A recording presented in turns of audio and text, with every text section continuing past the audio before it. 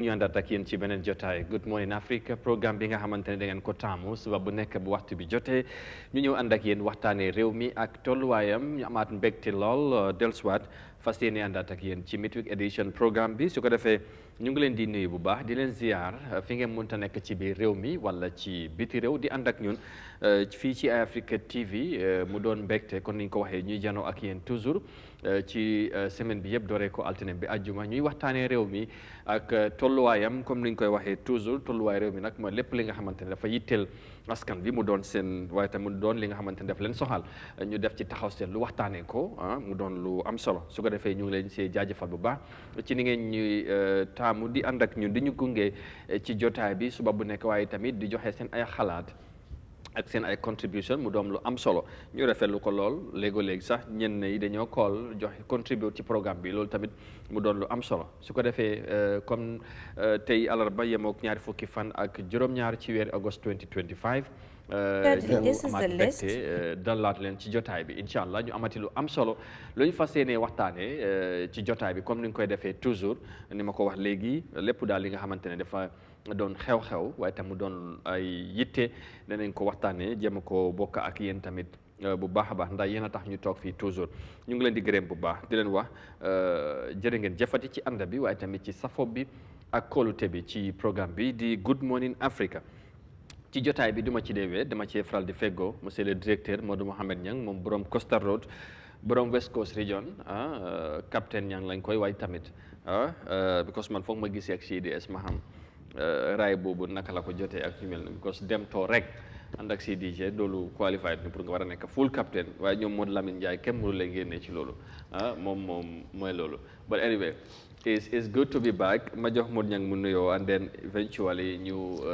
get into the nitty-gritties of the programme inshallah monsieur le directeur nuyu naa la noo def alhamdulilah Amadou jërëjëf nuyu naa la ziar la ñaanal la jàmm sàkku ko sam si yow di ziar képp ku nga xam ne jamono ji yaa ngi ñoo seetaan yaa ngi si réew mi wala si bitim réew di seetaan Good Morning Africa ñu ngi laa nuyu di la ñaanal jàmm rawatina Gambien si nekk si biti ñu ngi leen di ñaanal jàmm yàlla defal leen ko yombalal leen ñu dem uti ba ñu ñëwaat dellu si waat si njaboot gi waa dellu si waat si réew mi indi fi tam loo xam ne doomi Gambien si dinañ si mën a bénéfice ñaan itam kilifa yi si boobaa ñu yombalal ko gars yi ba duñ tëj seen buntu waaye nit bëgg a ñëw indi 1 million pour invest nga bëgg a lekk 700 bi ay njëgi guróog yooyu noonu soo boromam bu yàggee dafa daw te loolu moo fi nekk buntu boo fëgg gars yi naan la indi njëgi reer lu ma waaji waxoon yéen mais yéen seen gars yi seen autorité si ku ñëw rek di laaj ci quoi suma xaalis sax mu ngi jeex te dama bëgg a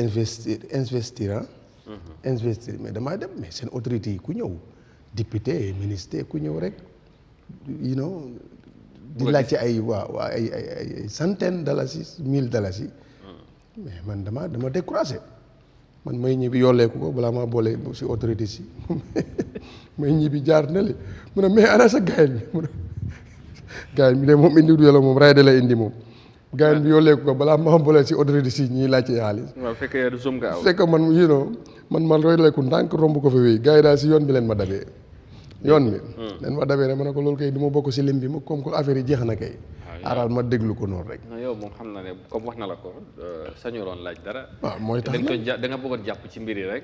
waaw te am na nu mu doon dem xam naa bu la joxoon enveloppe sax nga koo delloo. non xam nga ñaan. parce que gars yi jël nañ ba muy jàmbat bu la joxoon non laaj soo luñ la jox te laajuloo ko islam daf la may nga jël ko soo ko bëggee amul problème lii problème mooy nga condition nit ki laaj ko. defal ma lii pour lii mun a am ma mun see jàppa. comme ñëw nga si moom mu ngi jàmbat. bu la joxoon sax nga ne ko non su ma joxoon ma jël because laaju moo ko waaye xam naa ne daal sonn na waaye balaa ma bokk si lim bi xaaral ma roos ndànk noonu laa génne rek. nga bàyyi ko ak gars yi naa ana gars yi mi fekk man maa ngi si boori fu parents yi di nekk noonu.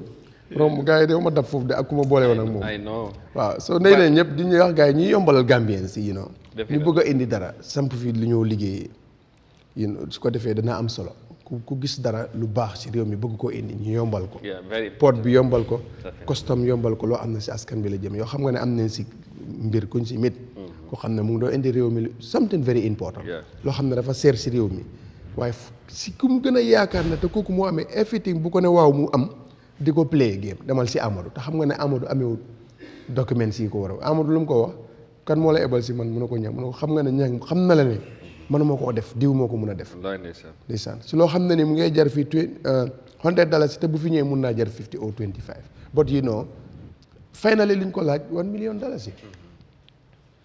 every year so dafa discourage kooku lan la mujjee decide dem uti lu nga xam ne ni dina si dimbale fexe ba samp fi lu muy dimbale néew ji doole yi te réew mi wax naa la ne su boo fi amee woon $1 billion di ut ñu gën a néew doole di leen ko jox balaa suba mu jeex because 95% bi seen amuñ dépense yi bokk ndey ak bàyyi so kon nag lu mel noonu plus ñu nekk si kaw mun a dimbale nit ñi ku fi bëgg a samp lu bëri bu liggéey ñu bàyyi si xel am na solo jos ba na jiital seen interest bar Gambien seen ñu ngi see daj lu ne because you know boo ko buggee nekk njëgi guru yi njëgi compagnie yi bëri sax loolu moo leen daane some contracts loolu moo leen daane contract because boo bëggee jël contract so nga laaxoo si gannaaw Amadou mu fexee ba waxante ko tende yi moom du dëgg naka la lu ñëw tende noonu moo tax dama ko dee dégg ndax tende woon nga waa ji benn contract bu mag tippi Jawara mu fi mu ne ma ne tende bu ñoo yéebaane xam nañ ko moom ba pare ma ne ko daat mu ne ma tippi Jawara maa ngi nekk contract so loolu wax la rek comme gars yi lu ñëw formalité li rek ñu ne foo gis ñu advertise any position wala xamal na pare na ñu ne ko fekkee bul wari sax mosquée si dina fekk joxe na ba pare so su ko defee ñu bàyyi xel loolu bëgg am na ñu bëgg a indi dara si réew mi investis ifin bu dee 10 Gambien liggéey si ñooñu am lu ñu jël yóbbu ko seen kër yi dina dimbale nguur gi si beneen boor bi waaye nguur mënut a jox liggéey ñëpp so doomi Gambien si bëri bëgg na invest seen private sector bi moom waaw bëgg na invest seen réew waaye duñ leen dee ubbil bu ndey wala balaa ñu la ko defal ñu muusi li nga am yëpp yóbbu ko mu jee so loolu nag doxul so ziar naa la bu baax ne dalal gars yi ak jàmm rek waaw di leen dalal bu baax gaa ngi agsi nañ ba pare di commencé nuyoo danañ ñëw nuyu leen di nuyu suma waa région bi yëpp nga xam ne di design région bu nga xam ne ñoo day design région bu nga xam ne lenge yi si seen loxo la nekk mooy ñaan 2026 ku bugg a falu si suma région bi la nekk maa ko amee ku bëgg la West Coast region waaw ku bëgg a falu waa West Coast ñoo lay fal si réew mii te région boobu loolu la yàlla dogal si suma loxo la ñoo bokk ci ñuy fale ma ne déggoo lu ma la wax de am non amiin ñeneen ñëpp wecceet leen amee région si ñëpp wecceet leen amee ni gars yi di waaye paquet yi whatever Amadou xam nga lu ma lay wax lii moom dafuloo gars yi nu ñoo waree ci réew mi yëpp noonu la ñoo demee foofu ma ne lu ma la wax rek ñii ay wecceet leen amee paquet yi maa ko amee amul problème paquet yi waaye daal xam mu ngi West Coast region from Bijula Kër Serigne xam nga yi kàllaaji ba si kàllaaji si diggi bridge bi maa amee bagage yàlla baax na waaw te ku ñu di si condition li ñoo tegal suñ région bi yëpp dinaa ko war waxal gars yi politicien bu fa ñëw luñ koo tegal li ñu leen a tegal lu war a am candidate bu ne lu nga war a def si réew mi xam nga yow su ma la déggoo mel nii da nga am du ma ne connexion sax waaye link bi nga xamante ne bu jóg ci gars yi foog mu door a wax ne xoolale ma ñang balaa may dugg West Coast ak yooyu fekk yow gars yi ñu war a dem xamuñ ma sax waaye waaw loolu laa la wax waaw West Coast man su ma nit ñi xam neen ma def seen def wax ñu ñëw waxal ñu dellu ñii ku nekk am nga waaye yoo ngi am chief am governor am chairman am chiefs amal kaloolu and whatever ñooñu yëpp ku nekk am na fuñ bokk am seen yaay compine am seen non yow defal ndànk de man nag bàyyi compine la am nga yaay compine nga man bàyyi compine yàlla baax na lépp yàlla leen ko fekk am bàjjani compine am yu bañu compine am ay doomi compine ma ragaluma loolu ñooñu de moom Lamine Ndiaye lu ma wax ni campagne stratégie bii moom mooy loolu dégguloo moo xam na lu xew jërëjëf loolu foofu la nekk de thank you very much su ko defee ñu ngi leen di jaajëfalaat bu baax a baax ci ànd bi Eyeafrica TV is almost 9:30 su ko defee dañoo jël a short commercial break appreciate Jaawel ñi nga xamante ne ñoom ñoo ñu gungee ci programme bi everyday Jaawel nekk compagnie doomi réew mi di def lu am solo ci réew mi di yëngu tamit ci secteur yu bari bokk na ci wàllu semaine bi ñu ngi ci def lu am solo semaine bi nga xamante ne mooy bu baax bi waaye tamit gën a yomb ci askan bi naka noonu jaaraay mu ngi ci marché bi mooy maalo bu baax bi yomb lool suma directeur daal nee na moom moo nekk maalo bu neex bi day ngeen bàyyi ci xel su ko defee ñu ànd ak ñoom déedéet kii mu ne apprécier leen dafa jaañ ngoom dafa kool bàmb na ko ne waaw jëndal curaa gerte bi ngeen ma day yóbbante this time dégg naa ñoom ñi ngi wax maalo jaawee demal si essentiel bi nga jëndal ma ko nga walal ma ko curaa gerte nga yóbbante ma ko ma ne ko saa waay rek mu dem nag affaire yi neex léegi everyday boobu la day Adja te nga wax sa oncle mii mu teel a def ndànk jaajaan yi ngay mooy loolu but anyway ñu jël a short break and come back shortly. Stay tuned, we'll be right back.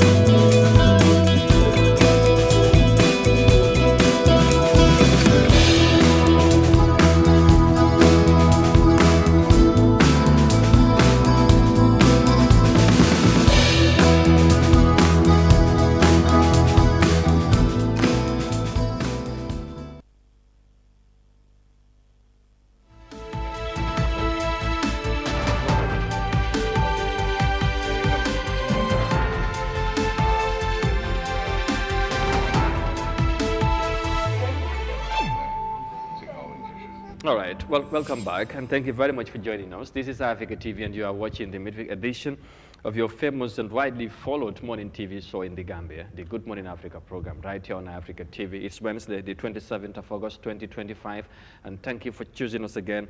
It's always a pleasure to have your company, and yeah, we are from the short commercial break, and we want to thank our proud partners and Jawel Company, who have been our reliable partners for the past months or so, and we look forward to that partnership to continue inshallah. Jërë ngeen jëf ci ànd bi ak ñun ci jotaay bi ñu gërëmaat bu baax Jah Oil ci nit ñu gunge ci jotaay bi. Quickly ñu nuyu suñu viewers yi ñi nga xamante ñu ngi ci comment section bi already appreciate leen bu baax te moom jarbaati ñang moom moo jiitu Adja ñu ngi ko nuyu good morning, thank you very much.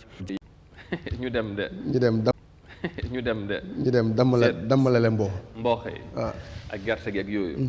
Anyway am na solo su ko defee ñu ngi leen di gërëmaat bu baax tey tamit luñ bëgg a waxtaanee bari na kaafa macha allah interesting issues and the headlines of standard xam naa ne maybe loolu dinañ ko leb tey because am nañ gan already bu agsi si studio bi war nañoo waxtaan ak moom ak tamit dinañ am Modou Lamine ci line bi from US mu join ñu wax ci li nga xamante ne mooy ci arrest wala xale yi nga xamante ne ñu ngi leen téye jamono ji mu ngi foofu ci mile 2 gannaaw bu ñu génnee di ñaxtu dogal bi nga xamante ne pura jël na ko jëmee ko ci mbiri internet ci réew mi tax na Gambien si bari am ci naxar bi ndaw yi génnoon nag bëggoon yóbbu pétition ci pura waaye bu ñoo génn amuñ permit police yi jàpp ne génn boobu teguwul ci yoon tax ñu jàpp leen jàpp boobu nag jur na réaction yu bari ba tax ñu yóbbu leen ci attekaay bi ci altine ji la ñu mujjee leen remind foofu ci mile 2 depuis boobu gis na ne réaction bu ci mujj mooy président Barrow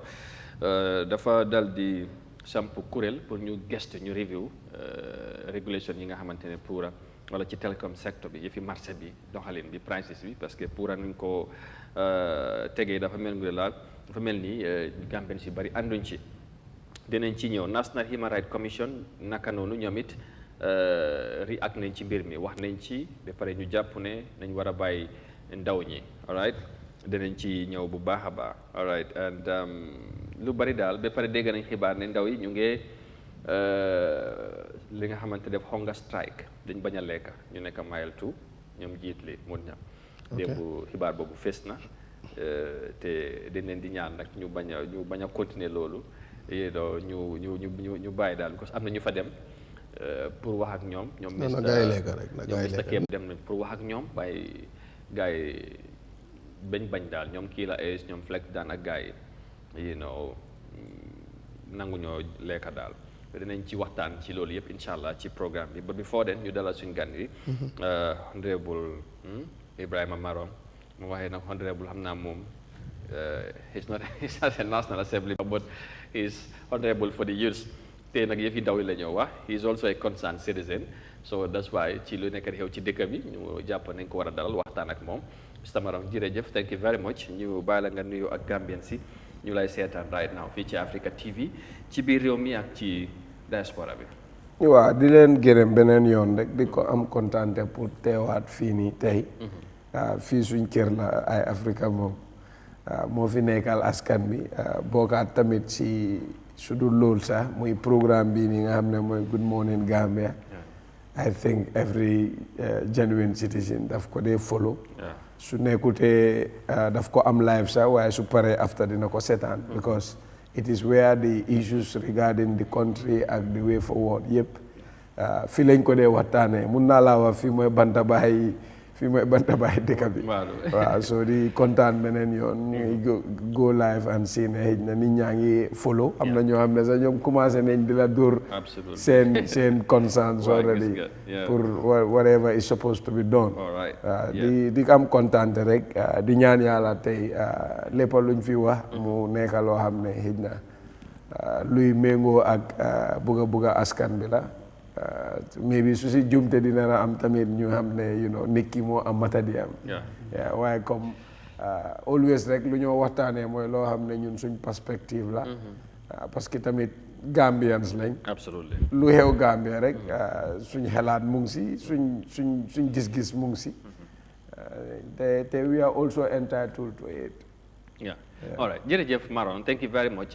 Gis naa gars yi dinañ gën a ñëw ci moom ni nga ko waxee loolu la ndaw la waaye is concerned like any other Gambian. So bu ci amee lim bugg a wax of course is important ñu dalal ñu mel ni comme moom tamit because ay ndaw ñu ñoo taxaw di xeex pour ñëpp gis seen bopp as a young person su amee lim jàpp ne dinañ ko mën a waxtaanee.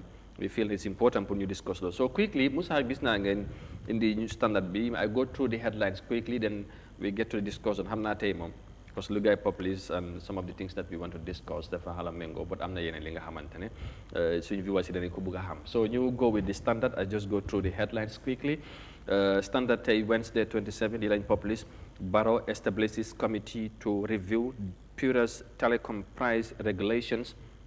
Another story, GMC leader disagrees with anti-Pura protesters. Remanded protesters speak from prison, and NHRC asked government to withdraw charges against protesters, amend Public Order Act. Jammeh's rolls raise cars exchange with vehicles from Senegal, Bensouda, locked in ferry exchange at local government commission, and NECMA unveils biggest ever ferry for Banjul Barra crossing. And last or finally, State House gets Deputy Director of Press. All right, so that is the, those are the headlines on the Standard newspaper today. So the details, you can try it and get yourself a copy of the paper and get the details of the various stories they are reporting today. So ko defee loolu standard loolu lañ xëyee tey ci alarba bi xam naa ne tey moom jàngat ci headlines yi danañ ko leb ba suba incha allah ñu ñëw ci suñu waxtaan bi wax naa ko léegi am nañ fi Ibrahima Marong war a waxtaan ak moom ci xew-xew yi ci réew mi ba dinañ tàmbale ci bataaxal bi nga xamante ne nguuri Gambia génne na ko démba di wax ne président Barrow gannaaw bu mu defee consultation samp na kuréel pour mu review mooy càmbar li nga xamante ne mooy mbiri télécom secteur bi ni ñoo jaayee mi bi internet bi ak yooyu su ko defee nag dinañ ci def jàngat tuuti indil leen bataaxal bi laata ñuy xuus ak ba maram waxtaan bi waaye tamit nañ am Modou Lamine Faye ci line bi incha allah moom mu ngi US xam ngeen ko dangeen ko dee faral di dégg ci programme. So to start with, like I said, government establishes a committee pour review li nga xamante mooy telecom sector bi. So statement bi ma read ko just briefly and then we get into discussion. To start, the Gambian government on Tuesday announced the formation of a high-level committee to review a recent price regulation introduced by the Public Utilities Regulatory Authority, PURA. The decision, spearheaded by President Barrow, follows public outcry and a fierce debate over PURA's move to set a minimum price for internet data services. The statement from the presidency says President Barrow opened consultation on the recent price regulation introduced by the Public Utilities Regulatory Authority, PURA, established a high-level committee to review those regulations in the telecom sector. Now, the committee is composed of representatives from these relevant government institutions, which include the Ministry of Communications, Digital Economy, the Ministry of Finance and Economic Affairs, the Ministry of Justice, the Ministry of Trade, Industry, Regional Integration and Employment, the Public Utilities Regulatory Authority, PURA, and the Gambia Competition and Consumer Protection Commission, GCCPC. Now, members of this committee will conduct a thorough and impartial review of the recent pricing in the telecommunications sector, basing their findings on evidence. Now, according to this statement, the President Barrow's decision to establish this committee underscores his government's dedication to transparent and consultative governance. Now, accordingly, the Gambia government acknowledges and recognizes the public's concern and assures all Gambians that their interests, welfare, and rights regarding fair and affordable services will continuously be safeguarded. The public will be updated on the further outcome of the ongoing consultations as President Barrow is committed. His commitment is to the welfare of Gambians and the integrity of the competitive market. So that is the statement. So quickly, reaction to this Marom balaa maa indi ñang sa réaction lii yëpp dafa xew xam naa dinañ ñëw ci arrest bi ak condition ndaw ñi but bi nga déggee statement bi ni ñu génnee ko from State House ban réaction nga am wala lax nga ko gisee. waaw comme am na réaction bu ma see am mooy réaction bu si general population bi di am. parce que olof daf dee wax ne gannaaw ay jaama so suñ ne gannaaw ay jaama mooy ne issues am na probably arrest am na. you know bail conditions were denied. Yes. by the protesters. Then within a short time ñu gis ne président constitute na a committee to look into this. Dañoo gis ne there is a headway. parce que su fekkoon ne it's like force and resistance probably duñ teel a gis bunta.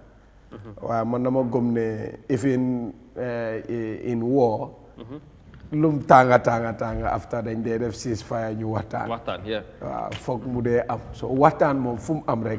solution daf dee mun a am. so comme the fact ne government has already decided to. establish a committee.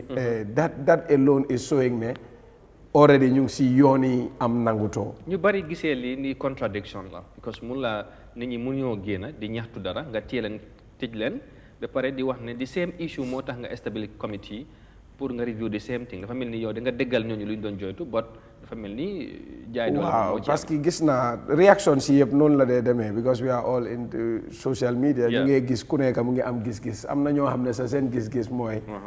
Barrow should not do that. moom warut a mun a set up the committee. na bàyyi Pura because it's an independent body moom mu régler issue bi and all that ne dafa am long term effects. I have read from one individual a prominent Gambian economist who also said Barrow should not have involved. waaye man gis-gis bu ma si am rek mooy ne comme the issue of da nga arrest ñii ba pare at the end nga ñëw indi a committee to look into the matter. There is already a cause. ne lii nekkul it's like even those police officers that are arresting the boys are affected. xam nga dëgg moom is just everybody is man tukkiwuma man Gambia Sénégal laa am waaye musuma dem Sénégal jënd data twice parce que suma longest stay probably will be a week suma jëndee credit once daf ma dee saaf ba suma dellu see so gëm naa ne with my experience just for as closest neighbor and I have seen also the data packages they have shown recently ma def comparison bi gis naa ne still the reality mooy ne comme nu ma ko gëmee woon noonu moo am ne Gambia is one of those countries that is paying so much money into data waaw te nag am nga soo gisee ma wax ne contradiction bi foog léeg-léeg muy am parce que xam nga ñun nasaraan moo ñu bàyyee luwaay yu ñu amee yëpp daanaka luwaay nasaraan la te luwaay nasaraan dafa bari lum de def mu sew daf laa jox fii nii boppa fële mu rocci fa waat laa meñ pour mu am checks and balances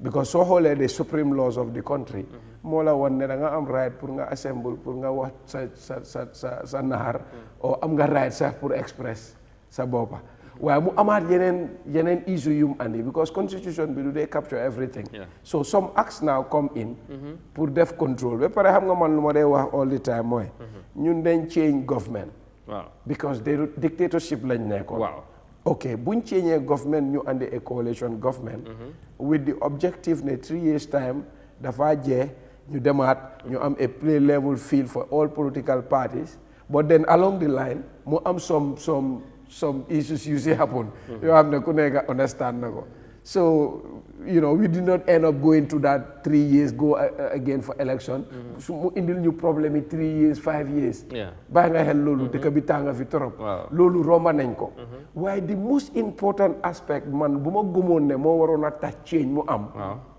mooy ne dañoo génnee président Jammeh ok loi yum ñu defaroon loolu la ñu nekk di punisher konoon yow tey ñeme ñu loo def programme of this nature where you are very critical about government and naka la government di doxalee tey boo yu génn nii ak a lot of my friends that are into this danga doon gis ne duñ doon ñemeñ yeena yi parce que dafa use the law and those law makers pour defar luwaay ba nga xam ne mun naa téye konoon time bi mun naa tëj Eyeafrica waaw bu yàgga sax bu yàgga soo léegi su fekkee loolu yëpp mu ngi am ben change that government man dama feel man as a Gambian man dama feel the most important thing lu ñu waroon a def te defuñ ko mooy we needed a change in the constitution waaye tey suñ bàyyee constitution boobu man dama feel ne sa xëj na Adama Barrow is just being lenient to the Gambian o mu ngi bugg a wane ne man nekkatuma dictator waaye loi yi nga xam ne moom la Jammeh doon mun a use tey pour nekk di ñu ko punisher as young people as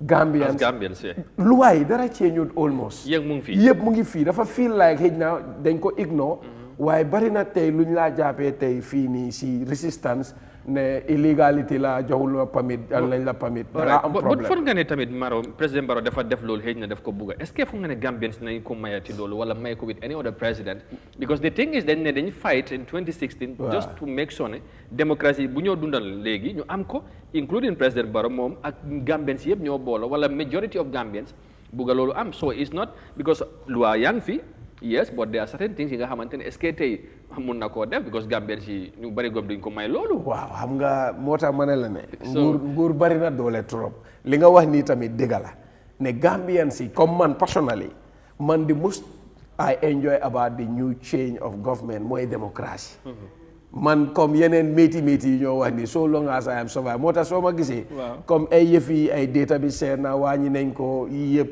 man I am very moderate about it parce que lu ma gëm mooy the fact ne you know I am freedom bi am na man that's the main thing I am concerned of waaye lu ma bëggoon man as a Gambian pour ma wala ne dëgga disappointment bu ma am mooy lu ma doon bëgga mooy the democracy we call for today and then we are not ready to accept it from any other president now or later pour mu delloo ñu si dictatorship bi man foog naa ne war nañ ko accompany with the foundation which is going to back us mu nekk the laws that are changed. Very interesting. ML in a moment nañ ko dugal mu react ci diten mon ñam but one word ci statement government bi balaa may dugal ML ndax def la bet wala ma dugal ML nga déglu ko nga react.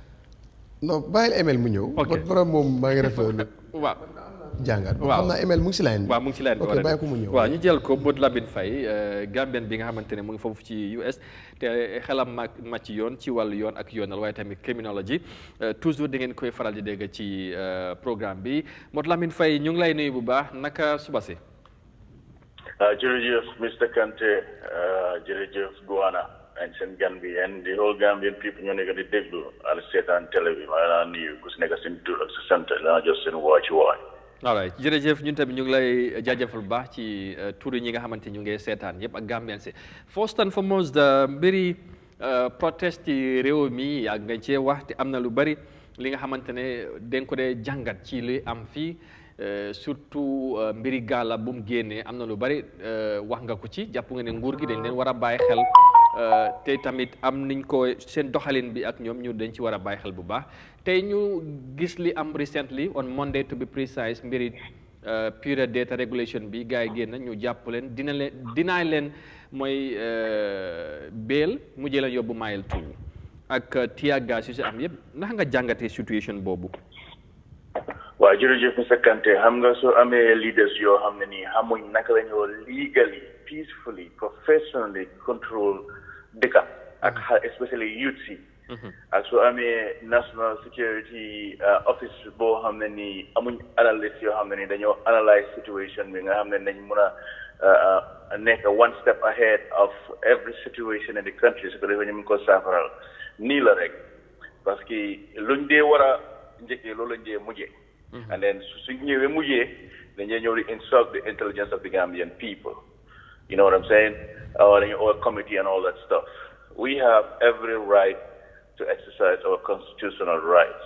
Wax naa fi gars yi ne generation bi dafa utee generation boo xam ne comme suñ papa yi suñ yaay xëy ne lañ ko ñaanal mu change ne lañ gën a change ne lañ ko ñaanal this those days are far gone all bàyyi naa ko yàlla xale yi dañ sonna su nit génnee di wax baag mu wax xale yi dañ xam luwaa bi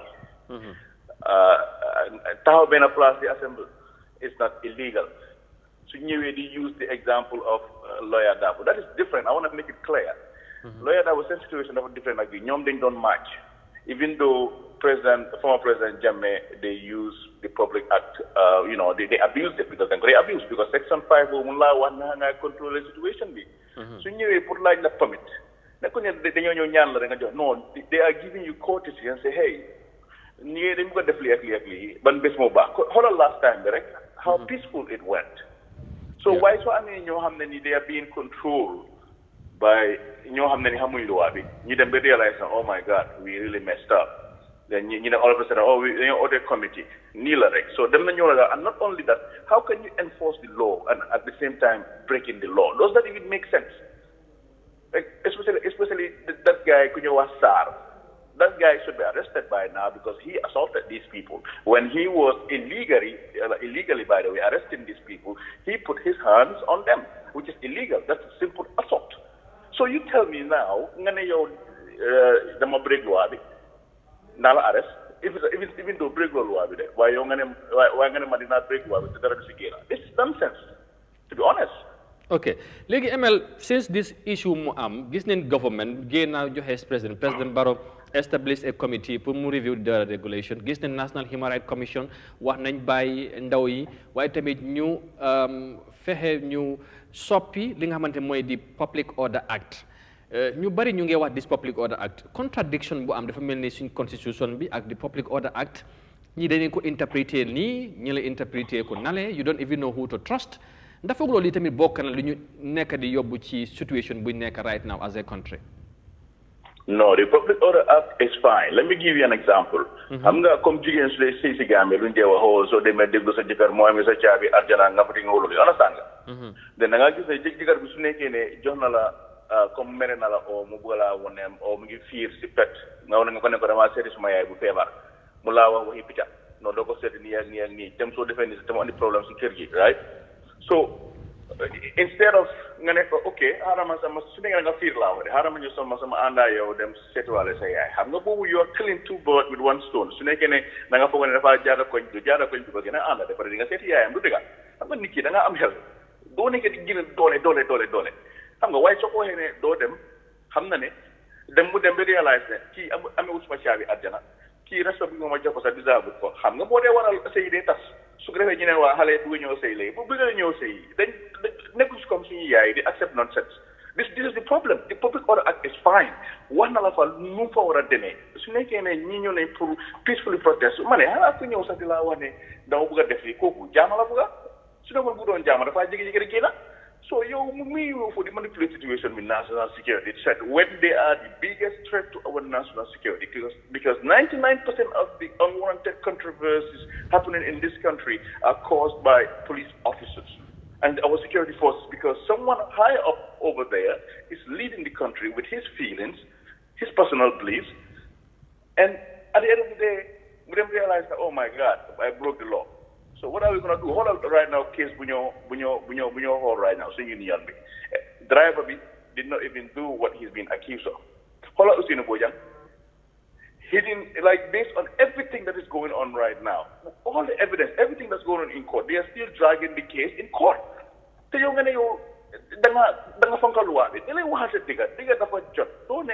are the custodian of the law. Does it mean that you are above the law? So that SAR should be arrested if they are talking about people breaking the law. So to answer your question, the Public Order Act is not the issue, it's the ego and pride. So I'm Khalifa Mohammed, lead family with his ego and pride and his personal beliefs. The far always class at family. It's just that simple. All right. You don't need to be an expert to figure that out. Okay. In a moment, then you watch the head na ninga fog ne non la ñu wara mëna handle the situation. But before then, crowd management with the police also remains to be a concern to many. Again, that's your domain. How do you think the police should? Because the last protest, ñu handle the situation be ñu bari dañ praise, but eventually they have changed. This we have on Monday, ñu bari dañ ko condemn. Naka nga jàngatee loolu tamit? When it comes to law enforcement, your first approach is to de-escalate the situation, especially when people are following the law. They don't deserve to be in positions like that because ñëpp la yàlla jox license pour nga nekk ki nga bëgg a nekk. So ñëwee am na li nga ñëwee rek si ni comme dafa mel ne ma ñëw sa kër ma ne la ma def lii by force xam nga du dem waaye su ma ñëwee waxtaanaa yow ma ne sa garab bi mu ngi daanu si suma kër de naka lañ mën a def ba solve this problem xam nga approche boobu di ma déglu moo tax ma ne la the people in our system they are the biggest threat on national security. We have many issues out there. Suñ border bi mënuñ ko control waaye dañoo jël seen doole di ko teg si citizens ñoo xam ne ñoo leen war a protect comme kilifa boo xam ne nii su génnee si biti mel ni chicken su ñëwee si kër gi nekk gaynde di dox dafa foofu noonu. So this is what we need to stop. We need to stop enforcing the law like animals. Benn ñaar rek dama la arrest. Hey, arrest him. Yow yaay kan nga ne kenn du la challenge. If you're wrong, you're wrong. We are going to challenge you. Legally, professionally, directly, and swiftly. Simple as that. If they want Jammeh, so hey, I'm not going to know, hey, they can, because one night they can be not tall the way they go, and it's happening because of their behavior. They think, oh, that's how magistrates are. I will arrest him. Arrest him for what? Okay. Under what condition? All right. Want to dig of it. It's just that simple. It's just as simple. Let's stop the enforce the law like animals. They are custodians of the law, not above the law. They're human like us. So, okay, what happened? Okay, well, you tahawal ni rek na amulo permit. Tahawal ni nga def li nga def. Simple as that. All right. All right. ML. All right. Finally, ML. Situation bi amna fum tollu 23. ci ndaw yi right now ñu ngi incarceration ñu ngi leen tëj ci kaso bi ñu bari ñu ngi demand am na ñu di intervention pour ñu bàyyi leen and in the statement from State House ñu ngi wax ne président bi dafa and the government dafa acknowledged and recognize the public's concern ci affaire yi mbiri internet bi moo tax ñu def set up this committee eventually lan nga foog ne loolu lañ mën a def pour handle situation bi calmly because right now the understand nañ ne ñuñ téye ñu ngi hunger strike pour avert lii mu escalate to another level lan nga foog ne noonu la government bi mun a handle this situation to avert anything go out of control. Jërëjëf situation boobu because man su ma laa waxal du ma la ñaan dama laa wax simple based on my analysis. They have no choice. The only choice to peace mooy they immediately release these people. Ñu bàyyi gaay di use system bi that magistrate in court xamul liggéeyam because Gambia dañu war a génn from that system ne ku ñëw okay yóbbu lañ ko remind. First of all you have to establish if a crime was committed yow judge si boppam you have guidelines to follow before you even make any decision. Well, in Gambia dañ dee jaamu gaay te in this case ñoom naa fexe lañ because for how many years ngee wax ne mënuñoo control price yi dëkk bi and all of a sudden now you're able to control prices of what networking. I'm gonna you make yourself look stupid.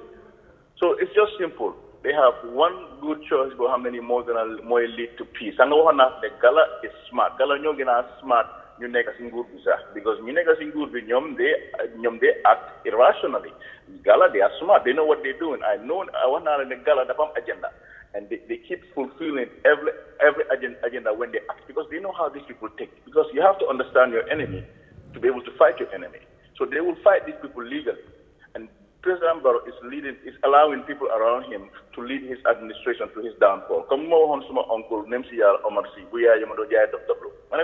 your boss is leading himself to his downfall. Why? Again, I'm just ministering. Wala yang amniya yakara na win by force. Within his circle, you call let down because there are so many people in the system. The system be favored guy. Within his circle, from a psychological standpoint, This is what I want him to understand. How many times la guy def dollars in the country? Where we guy def jamalum def dem na force protest bi ñu dog demut problem ñëw second one bi ñu def lu war jama am. Nagai learn from people's mistakes. This country belongs to us and the power belongs to us. We are not going to entertain any more nonsense. Police will not break the law. But they go without excuse. But so for what? All that right. has to end. Thank you. Jerejef ML, thank you very much for the intervention, and we look forward to maybe having you again some other time. Pour ñu gëna yaatal waxtaan bi maybe jàngat overall situation especially bu fekkee ne dem nañ ba bàyyi ñi nga xamante ñoom lañ téye jërëjëf Modou Lamine Faye Thank you, sir. all right, thank you very much mu ngi ñoo join all the from the US Gambian cross US based Gambian criminologist waaye tamit xelam xam màccu ci wàllu yoon ak yoonal mun ñang nga ne da nga ko doon déglu nga ko lim wax dafa mel ni dafa fekk ci ñu bari luy gën a dalal mbir mi mooy ñu bàyyi xale yi but déglu nga statement bi ak moom li mu wax ak yaa ngi doon déglu tamit Maron Kinley lan mooy sa réaction ci surtout ci dogal bi nga xamante président Barrow jël na ko set up a committee pour ñu jàngat mbir mi nga xamante moom moo indi lii nii yëpp.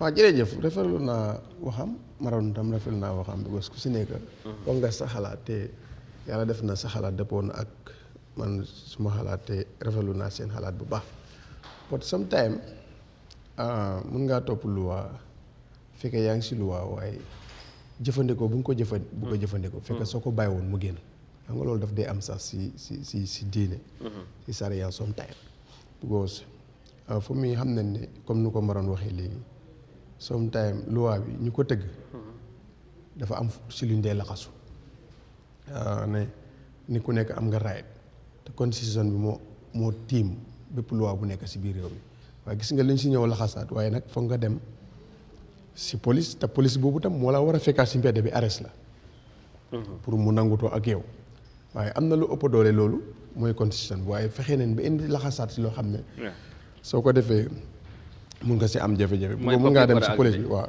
te loi boobu loi bu mag tubaab bi ñoo ko fi bàyyi waaye dafa mel ni ku nekk ci nguur yow daf la dee feebu parce que ñoom bu ñu ko doon def mooy pour noot ñu ñun parce que ñoom ñoo ñu jiite woon ñu def luñ bugga ci ñun still now léegi nag ñoom government yu fi jot a jaar because de foog naa ne Jammeh bu ñëwee moom dafa am na lu mu ci yokk waaye wàññiwu ci dara moom dafa ñambaas kay moom waaw moom dafa ñambaas bu baax soo lu xew mooy ne ay tubaab yi xonq ñoo fi nekk waaye léegi tubaab yi ñuul ñoo fi nekk bu ko soo jëfandikoo li ñu tubaab bi xonq bi indi loon te nga bañ koo bàyyi tubaab bu wax naa la ne this 1997 constitution gunge àndandoor bu neex la si nguur spécial in Africa xam nga kii lu mu la béy sometime bu jaaxlee mu màtte mun nga fee bàyyi luwaay waaye nga ne yow doo ko jëfandikoo ba soo jaaxlee da ngaa màtte mooy lii tey ñu gis ni di foog nga arrest nguur lépp lu mu doon def da wax ne daf ko bëgg a teg si yoon moo tax baaxut te bokk na si li ñu gën a féeree Gambien si mooy bu ñu ñëwee luwaay leen doon daw luwaay yi baaxuñu li Yahya Jammeh change na si 1997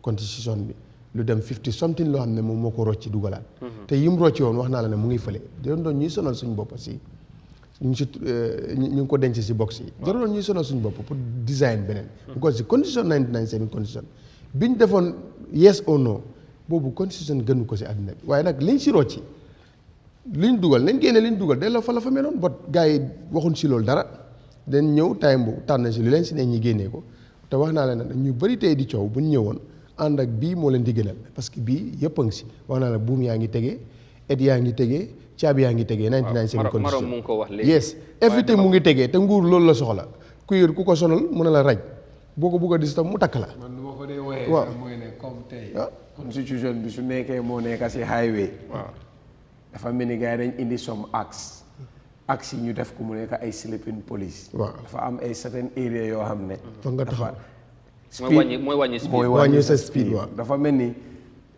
noonu rek laa ko mën a waxee nit ki pour mu understand lu ma bëgg a wax parce que may naa la ride nga daw sa moto la yaa ngi si highway ok waaw léegi mu ñëwaat si yenn area yoo xam ne bugguma yow nga dawee foofu bu baax parce que highway bi pour nga daw la moo tax ñu defar tali si yenn place yi ñu ñëw defal la fa sleeping police ba pare defal la signal balaa ngaa egga si sleeping police bi soo ko séenee mu dafa reflect soo fa eggee dafa la leer ne da ngaa wàññi soo problème bi mooy fu mu amee mooy soo bëggee forcer dawee léegi nag foofu soo forcé dafa am répercussion sa kaw yow yes yaa ngi daanu sax xëj na si yaa soo loolu mooy issue bi te répercussion bi si yow la moo affect soo ma gis ne booy man su ma góom-góom mooy lu ma miin mooy the call they are doing for now is everybody's call xam nga I have told you my personal stand ne la ne data dafa seer man pour man sax lu ñu wax wàññi léegi nii man analogie bu ma dee andi mooy it's like the company is telling us lu ma gën a naxari nag mooy dañ ñu dee yow jaay nga ma suma data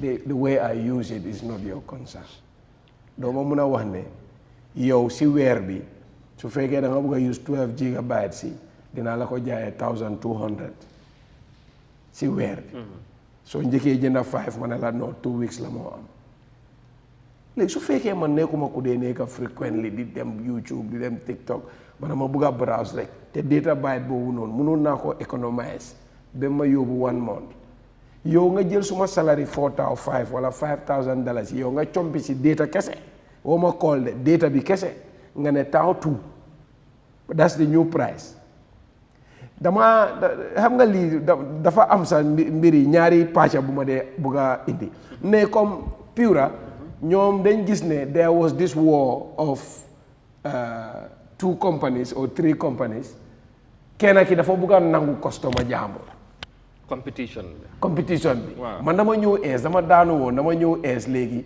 waaye customer yi they are already occupied it's like pour ma jël customer jàmbur foog du ma def lu gaay di def it's like su nekkee man soo jaayee $50 minute sooy am foofu laay am si yeneen compagnie kon ku nekk dafa maintain fu mu nekk because people already know your line ñu ngi ko save ak yooyu even su fekkee mu ngi métti ci ñëpp su méttee si ñëpp sax amuloo benn option parce que ñëpp a em waaye léegi nag man su ma ñëwee ma indi 45 man su ma wàccee damay compete dama nekk di compete pour ñu bàyyi ñeneen ñi ñu compagnie yu ñu nekkoon ñoo join si ma waaw nga loolu dara nekkul ci loolu rek la comme yow mun a def pour customer yi bàyyi waaw loolu la ma ne ñoom sax lu ñoo def noonu ayut competition la waaw competition la léegi te competition bi dem na to certain point dafa mel ni dafa door di drag the customer mu nekk a one way traffic that people are now coming in at first people are buying the line they are not making calls but because the data mu ngi gën a yomba so it's forcing people to leave the other well-established companies to join the new company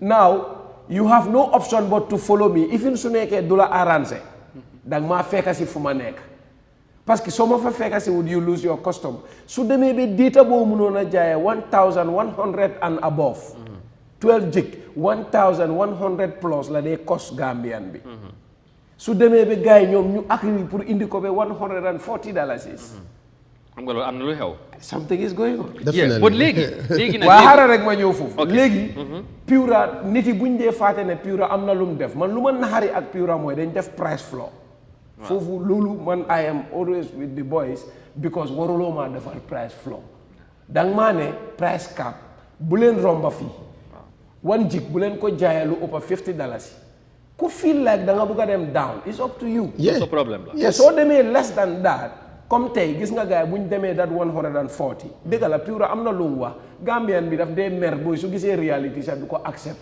Pura mu ne with that competition it was showing us bad internet it was showing ne da nga call am na ci companies yi ñoom tri yi waxuma Comium de Comium is not saturated Comium su jaayoon data $10 they are still going to make calls and video calls and everything xam nga lu xew they are not saturated waaw léegi waaye ñeneen ñu am problème ñu am problème mooy yeneen compagnie waaw léegi loolu Pura mooy nekkul na fii nga ñëw nga ne ñu yow lu tax waxuñ ñooñu nañ fexe kon yow upgrade yow system network kenn dugal la ci competition exactly yow fekkee ne yow amuloo problème xam nga doo mun a lan moo la dugal ci competition ak keneen yow kay moom Pura wax ne yow na network bi correct wala nga dellu fi nga moom loolu na nag man damaa call du duga yow da ngaa call keneen dafa da ngaa am internet voice sax du download Pura mu ne moom soo gisee mu def price floor bi bu leen fa romba because soo leen fa rombee da ngeen a service bi dafa bon déedéet Comium the service was good waaye nag xaaral Comium the service is good waaye gom-gom bi ma am mooy su dee yëpp benn standard la xaaral dama daal léegi waxal beneen la compagnie bi rek waaw beneen compagnie bi ñëpp xam nañ waaw tey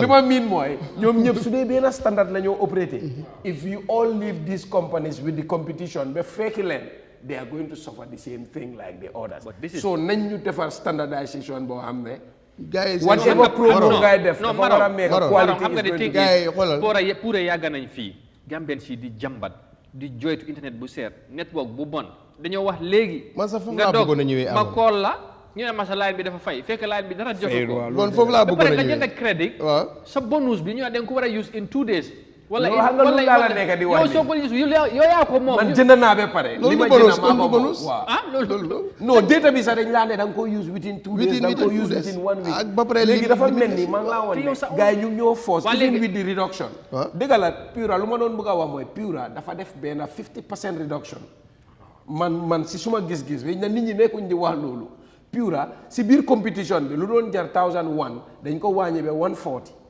Pura mu profité waale si wàññi waale waaye nag dafa def price floor foofu laa ko meree wàññiwuñu dara non ankay bëgguñ loolu lu doon jar 1100 soo wàññee nga ne léegi 12 gig bi mu ngi xam nga lu tax duñ ko gis romba $600 xam nga lu tax duñ ko xam gis nga loolu reduction la waaye léegi buñ Mr Maron waruñu woon a ñëw léegi you know why duñ ko bàyyi 100 bi duñ ko bàyyi foofu Maron xam nga lu tax duñ ko gis wala arrangé mooma arrangé gars yi den dugalu seen yoon nekk waaye nag luñ la wax mooy is promotion ñu ne ñii non xaaral ñu ne compagnie dañoo fay tax non xaaral déedéet fu ne daf leen sonal non man ba tey man suma point of view mooy waaw ok ñii si promo lañ nekkoon and then soo ko cegee xaaral am na compagnie bu balal ma rek promo ñëwal daaneel promo la promo bi soo ko xoolee si seen option si sax di nga gis ne soma promotion la te su dee summer promotion la dafa end summer dafa jeex ok su summer jeexee we were expecting the price of 12 gig to return to 1100 plus waaye léegi si biir promotion bi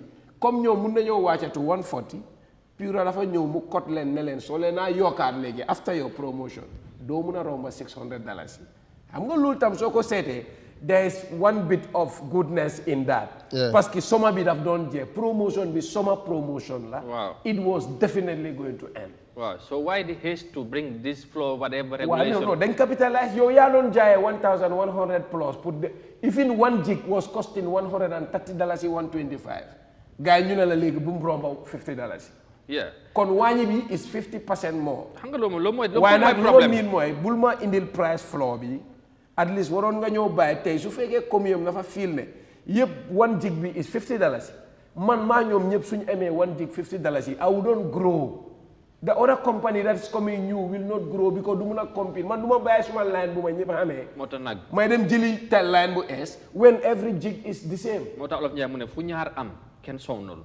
Waaw compétition dafa wara am nañ bay mu flow. Monopoly bobu nonu lañ bëgg ñi dañ ñew ñu jéxal lolu ñi yang doon sofa da ngay jënd mon yang reactal sax ci no why companies they were enjoying the same thing against Gamcel. No loolu la when they came Gamcel was selling line for $500. No, $1,000. Yeah. Before that was when the new company came in. Wow. You know they competed with better level ñu may sim free. Be sim nekk free. And Gamcel is our own Gamcel yaay borom is suffering. No, nobody is almost using it. So what are they doing about that? Suffering ak But then dañ buy that company to exploit Gamcel. Compete company ñoo ko rey. You know company yooyu ñoo rey Gamcel. Layli Gamcel time boobu soo génnee $1,000 yi. So ñeneen dañ dee dem rang léeg-léeg Gamcel jaay 10 people 20 people. Guys stop ñu ne la jeex na. Waa léegi Maro bu fekkee ne yow. interest companies yooyu involve. léegi yow bu réew mi chef la boobu nga bëgg a chef bu ay individual. ok loolu dafa contradictory. all right man moom jërëjëf Maro am na solo lu mu développe yëpp am na solo. waaye man lu ma day gis si réew always luy arranger askan bi. waaw man loolu laa góom ne dañ war a am leader bu nga xam ne lu amal njëriñ askan bi bu néew si condition bi sax ñu dogal ko parce que askan bi ñooy lépp condition bi mooy askan bi. président Barrow loolu la wax système bi ñu ne ñoom. askan bi warloo seetaan li leen solo en second li man président Barrow sometimes sax dama ko dee yërëm. yes because yow xoolal lu xew te balaa xam nga lu ma day wax réew mi ñun government bu ñu amee feeg nit ñi deewuñ di yóoxu du ñu indi solution te solution bi président bi moo koy indi léegi ñum sant liggéey what is their problem ba mënuñoo def li ñu def nga appoint a director of Pura nga xam li liggéey Pura nga fekk fi jafe-jafe balaa njóogu ba di ñëw amoon na ay jafe-jafe yu fa nekk yow problème yooyu binduloo ko jafe-jafe luy sonal askan bi yóbbuwuloo ko si askan bi yóbbuwuloo ko sa ministre bi yóbbu ko cabinet ñi teebul ko ñu waxtaanee ko ñi seet lan moo gën a arranger askan bi bu ko compagnie yi fi nekk nii yëpp nañ waxante dëgg su dul Gamcel ñoom ñëpp dëkkuñ fi yan condition leen war a tegal ba ku si nekk di def lu la neex du lor nit ñi ñoom xam ne funding am na bu nga xam ne yow yaa ngi ko amee dugaluloo ko fa. every day ñu ngi laa jël talaa par ba 1 million ñaata la soo amee 1 million customer te dinañ la forcer dugalal la ko tudd right te Pura day noo daal binduñu loolu yëpp régulateur yi nga xam ne loolu la war a defar pour luy aar askan bi xamuloo ko kon ñun ñu def directeur est-ce que ñoom xam nañ seen liggéey ndax ñooñu suñu defoon seen liggéey tey président bi dina ñëwaat su dara reyee askan bi ba pare nga door a jóg bu jaan bi rombee nga door a jóg toppa 10 bi sant ay nit ñi seet jaan bi fu mu jaaroon lu tax jaan boobu mënuñ koo régler ñu ñëw teg si place yi lu tax mënuñoo régler problème bi surtout luy lor askan yaa ngi jiite place bu nga xam ne ni yaa war a régler kii ñëw pour lor askan bi waaye doo ko def fekk rey nga nit ñi ba nit ñi dem président bi ñëwaat jël léegi lu ñuy wax mu ngi sot commission bu review lan committee waaw for what reason ana director bi how many years is there before him kan moo fa nekkoon lan leen si réglé gas power the same thing nawet lu nekka GSM yi gën a ñëw rey nit ñi tegoo si benn loi nga xaar ba nit ñi nag coow nga xaar ba gamb yu toj nga xaar ba nit ñi xom si dem lopitaan nga door a ñëw indi so yow léegi président bi ñu moo def si place yi lu tax ñooñu waruñoo def li ñu war a def non léegi soo xoolee président Barrow mu ne si statement bi soo gisee mu def loolu dafa wane ne concern yi Gambien si am def ko non concern yi xanaa lu tax concern yi Gambien balaa ñu koo yëg Gambien si di ñoo bëgg a dee amul réew du doxee noonu laaj naa la fii lan leen fi defagum ne dañoo def concern yi Gambien te secteur boobu yënguwul lan indil ma ko ñu jóg ren ne dañoo seet concern yi Gambien te secteur boobu yënguwul lan la waa réew mu nga xam ne dafa bëgg a dox si li yëngatu ba jaaxale ñu door a indi solution loolu dox la loolu réew muy dem dafa war a defee loolu ak réew mu am nga yaaga naa de duy demee noonu my friend su ma toogee fii always dama la dee wax duy demee noonu Gambien bi mooy Gambien problème yes Gambien si boppam parce que kaa ma wala réew nu mu dee doxee mooy ku nekk dafa am area bu ñu la jox pour nga doxal ko thank you te Gambien bi ñu si bari soo leen joxee place instead of ñu xool place bi nu moo demee si kanam ñoom seen ité lu si ëppa mooy ñoom naka lañ dee demee si kanam da ngaa dem si government sector yu bari soo duggee si office bi sax yow sa boppa nag ndee ne waa na lii mooy office yi directeur boo xam nga dem këri directeur bi nga compare directeur bi këram ak office bi daf laa leer ne comme guddi ak bëccëg direct léeg-léeg toogu yu baasa du nekk si government offices yi ngay gis ne léeg-léeg waaye soo demee si kër bi dafa nekk a modernized compound dafa nekk kër boo xam ne wajmaan mu nga toog fële xaj yaa ngi fële ñax yi am na kuy régler garden bi xale yi am na ku leen a yóbbu school no you use the place to become what you will be you wanna be sorry understand so lu ma gëm mooy Gambien bi patriotism waaye am na dëkk yoo xam ne soo leen defee social experiment nga téye woon $1,000 for example in their country's currency ak seen flag bi nga ñëw leen ñaari ne la ma lakal bi ma jox la lii wallaay gaa duñ jël 1000 laka rek laa la wax flag soo defoon social experiment boobu mun ngaa fail fii de because patriotism dañ ko dee wax nii rek but in reality corruption yi Gambien si suñ deret bi la nekk te kaama wala de ku nekk si area bu mu nekk su ma waxee majority moo tax may wax I wouldn't say ne am nañ waaye gis nga that little number that percentage bu ndaw boobu noonu nga xam ne they are doing the right thing xam nga lu leen askan bi di oyewaat koto bi trayut gis nga soo nekkoon si place bu high nga em si sa salary kese and you are working for the government or the institution or that office at most times da ngaa nekk a moderate guy parce que sa am munut laa may yeena façon dundin waaye ndax society bi moo la dee wan ne sa yow trayuloo it's like society wants you to be corrupt gis nga léegi lu ne amuloo ñaan koto bi trayut kii mu xam nga kii lan la moo liggéey ñu ne la nga ne place sangam la nekka waaye xool ko waaye léegi nag kan lañ dee praise mooy hey booy saay booy kii tycoon la booy kii xam nga within 2 years la liggéey place sangam so he's good so it's like society bi si boppam dafa bugg a yow soo nekkee si place sax don't look at the service you are supposed to provide for the general public waaye yow every day sa toog si office bi mooy naka nga mën a xoolee ba nga binda a good project proposal boo xam ne su xaalis bi ñëwee da ngaa manipulate figures joke with certain issues moto ngaa njëkk a jënda sax da ngaa gis moto yu ñu dee dawal sometimes it's not realistic nga wul yéen a moto ak institution bi si dëkk bi nii ak yéen a moto ak the price it is costing ba pare ñu struggle ne ñun dañ am financial problem what is stopping us from ne ok ñun Gambia fii ñëpp a dëkk diggante Kombo fii nii ak Banjul soriwul ñoom ñi nga xam ne ñoo ñëw liggéeyal lu tax mënuñu ne la jëndal moto bu simple wala boss sax mu jël wala ñu ne léegi boss la ñoo am ku nekk soo waree xëy because problème yi Gambia sax ma la waxal most of the time is time factor sax office work bi laa la waxal balaa ngaa egga job time bi nga wàcca soo ko calculate most of it is wasted on not even attending to people you are supposed to serve. You see.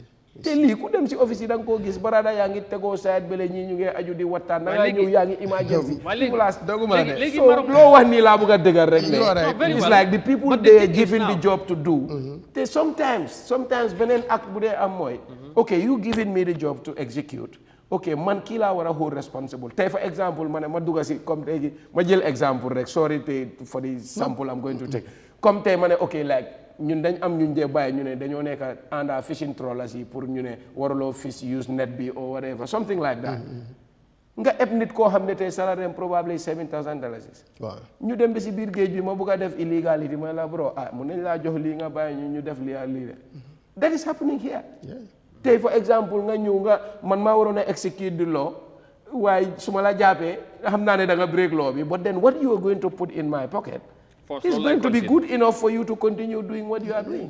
I see that. This is it. The same could have also happened to Pura. They execute. They don't even have to consult the president to do certain acts because they are independent. But probably the decision taken could have been influenced, like some people believe, by big guns because they are going to lose a lot of millions. Even competition bini, Aranse Wuton Ken Sinyom. Yeah. But they were just doing it. The company doing the biggest promo is doing it because he wants people to come on board. But then the other companies are doing it in order not to lose customers to the new company. They want to maintain. If you don't follow this company that is going down, you will lose your customers to them. Eventually. So the fight was not enjoyable to any of the companies. But then it will have. So in that case, superior to the Serek. Eventually, they said, "Follow them pour the yengal." Pour affaire stop. It's like ñun ñeta ñu légui nak ñom bu ñoo lor bu ñoo def nit ñi lu metti li bu ana pourra lu moy problème légui nak li légui nak ñom ñi ñew bu bëgg dé ñu wax ci ndaw yi nga xamanteni right now ñu ci kasso bi yes dañ leen wara bayé dé ñu génna pour ñu né sax génnuñ pour protest pour génna dem yobu pétition ci pourra lool dafa yomba you know dafa yomba loolu rek moo tax tey ñu ngi tëdd si kasso bi ñoom sax ñu ngi strike loolu moom moo métti loolu dafa loolu métti na trop moo métti te baaxul this is not the solution wax naa leen ma leen arrest and detain it and yóbbu mile two. It's not the solution. lijjantiwul mbir mi. lijjantiwul mbir mi. ML mu ngi ko wax léegi. waaw loolu da ngay gën a make mbir mi mu hoos. mu worst. te lu ma laa waxal mooy ne comme Maroon lu mu doon explain. I was talking to somebody démb mu ma wax ne liggéey bi léegi mu ngay liggéey si port bi mu ne ma ifin ma ne ko ne léegi da ngaa dem sax ngay xaar mu ne ma da ngaa dem ngay xaar nit sax lu mu la wax. mu ne ma gars yi seen ndéewoo rek. costume yi bu ñu time boobu de bu ñëw ndéewoo rek li ngay xaar gars yi.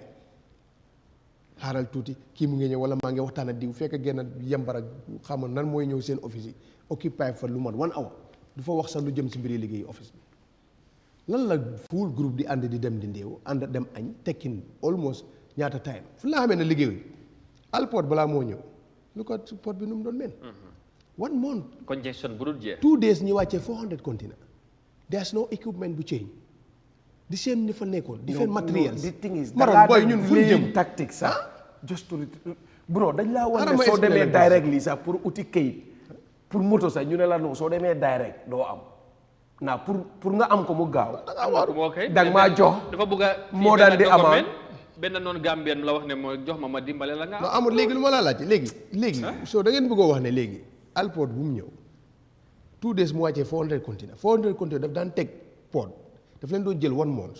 waaw da nga foog ne loolu ñu fa newoon xamuñ ko. of course waaw lu tax ñooñu demul doon fu ñu ko war a yóbbu ñu yóbbu ko fa seet what is the problem ñu def ko.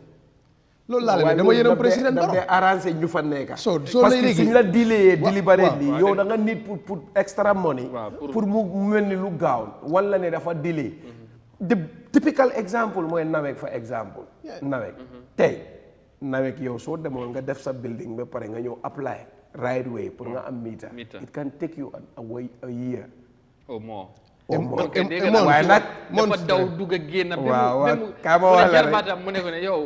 ongul boo defut nii. soo defut nii doo am mu ne ko ne non man ci yoon bii lay. waaw non soo defee yoon bi jubal jubanti bi non bro di nga fa fanaan. soo léegi nag. waaye nag soo génnee woon xoola the same individual. boo léegi da nga fa ne ku fa nekk right now sax kuy directeur bi ku replace. any director that is there xaw ma sax waaye ku fa munti nekk. mun naa am kooku sax xamul lu xew.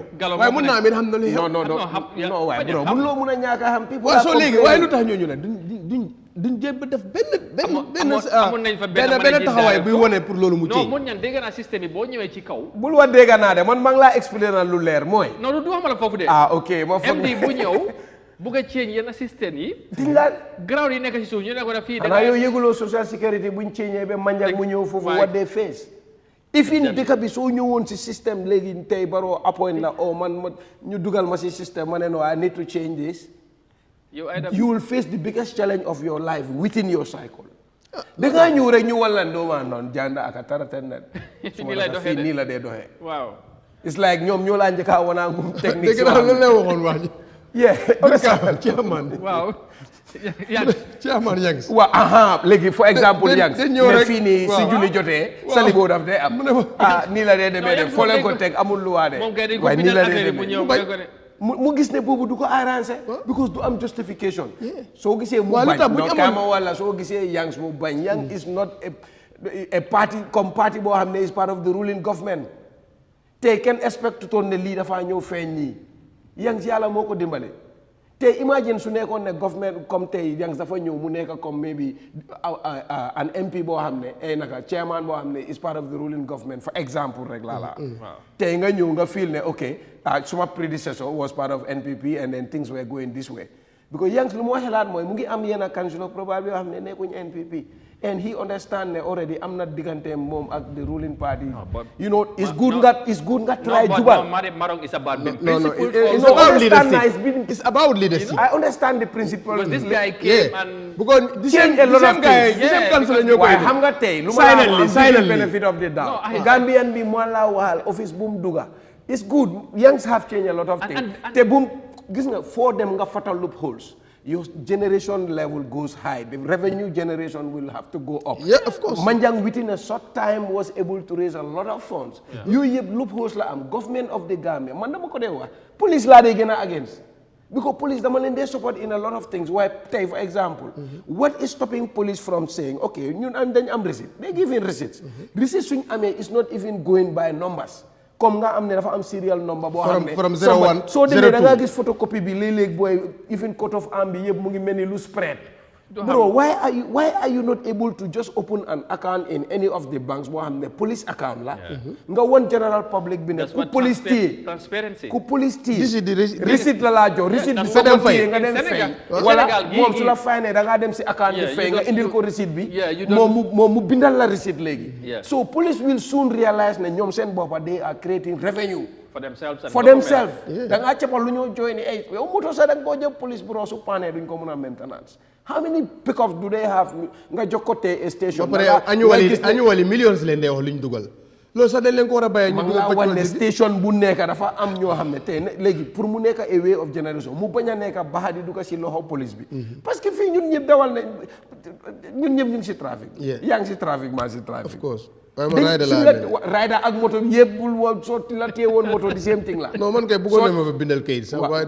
ma am fu ma jaar rek non ma ne leen rider laa mel ni man bu ngeen ko bindee du ma ko mën a fay du ma mën a fay 2005 du dee réalistique bro 2005 man loolu aw ma ko 2005 waaw yéen a ma ko ba pare xoola suñu la bëggee charge lu ñu laa njëkk a wax no my day ñu make do you know what charge could you be faced with this offense you know te dégg naa nga xam ne su la waxee waa ñu fi Dramé mu ne benn section rek leen la dee bàcc section ñaata sax Dramé lu mu waxoon mu ne section boobu rek leen leen boo defee section 65 te boo defee bu 10 bi 65 leen leen di dóor waaw xam nga léegi understand nañ comme man dem naa ba benn level dama doon laajte ne traffic act bi waaw gis nga lii du ay du magic these are laws that are supposed to guide us comme yàlla dimbale nañu ñu ngi dem school let the traffic officers king maa ngi ko nuyu you know nañ try ñoom seen laws yi mu nekk in a soft copy form fii groupe si yëpp nga let it go round mu tasaaroo gis nga am na lu nit ki di def probably xamu ko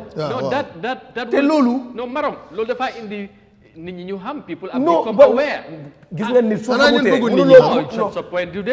non da nga war a xam parce que léeg-léeg da ngaa tase officer rek mu kóotal la subsection so you know section 65 subsection 2 of the criminal code or traffic act si doo understand nga confuse yeah because in the constitution suñ drive yi fii yëpp si kaw gi leen jógee gars yi dañ bay ñëw ñi non even soo demee school nagi leen bay ñëw non dañ laa wan ne non lu mën a gën a wax ñu gën a tiital léegi nag am na ku newoon magistrate bu newoon fële Kanefil am na magistrate bu newoon Kanefil gars yi nga wax ne magistrate bu moom waroon naa nekk si typical Gambian system and Uncle Sal mu ngi wax ne you are a very intelligent guy and that's the fact because he knows what he is talking about non man su ma la waxee man like whatever I am telling you like seriously you know no dafa nekk loo bëgguma hearsay te Gambian bi man ma gëm wax naa la ko fii léegi waxaat naa ko fi many times when I am on the platform our problem is the Gambian Gambian bi mooy problème yi Gambian attitudinal change boobu foog amul gis nga tey yow imagine yow nga nekk si police mere police officer nga for example o